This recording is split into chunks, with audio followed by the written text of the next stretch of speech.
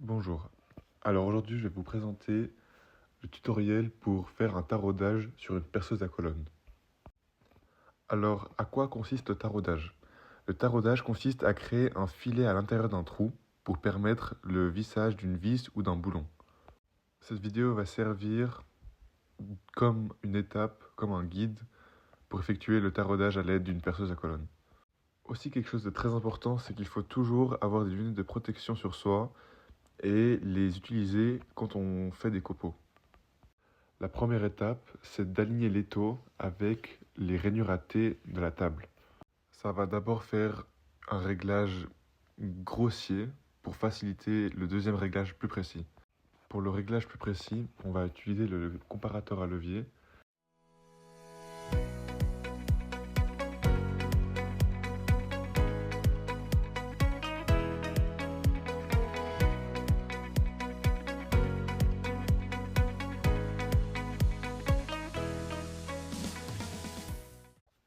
Il faut faire attention à serrer fermement la pièce.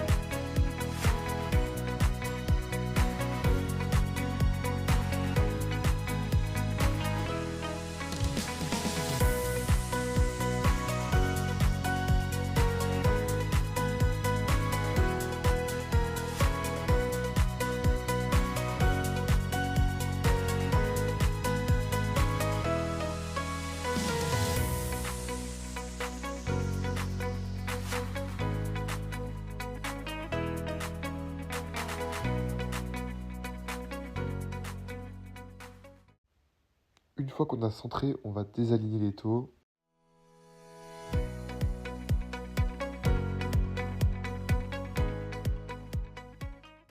Pour bien calculer la vitesse de rotation des outils, on va faire la vitesse de coupe fois 1000 divisé par pi fois le diamètre de l'outil. Ensuite, on installe la mèche dans le mandrin.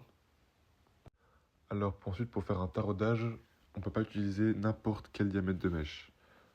Par exemple, si on fait un taraudage de M6, on va utiliser une mèche de diamètre 5.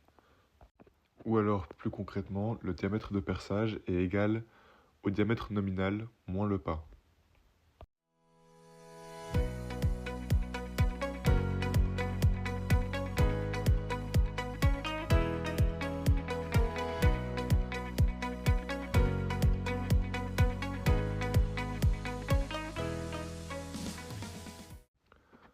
Ensuite, nous allons faire le chanfrein. Pour un taraudage, on va faire un chanfrein de 0,5. Il faudra faire attention à prendre en compte le pas du taraudage. Il est très important de faire un chanfrein avant de tarauder, car il va faciliter l'entrée et le guidage du tarot. Il va faciliter la sortie des copeaux. Du coup, tout au mieux.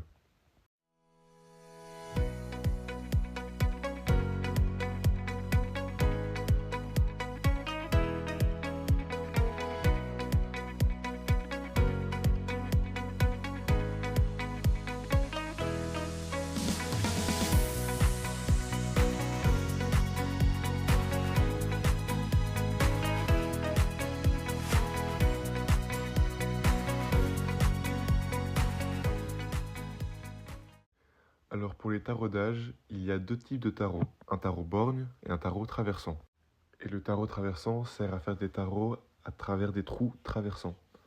Le tarot borgne sert à faire des tarots dans des trous qui ne sont pas traversants.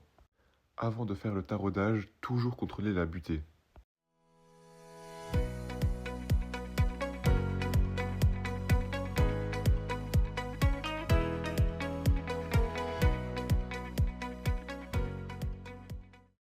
Il faut toujours bien lubrifier le tarot avant de tarauder.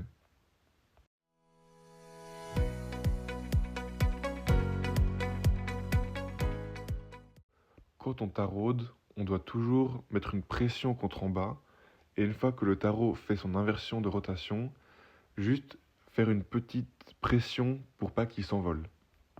Une fois le taraudage fini, bien nettoyer les trous pour enlever tous les copeaux et les résidus restants. Et ensuite, pour vérifier que le taraudage est de bonne qualité, vérifier avec une jauge filetage.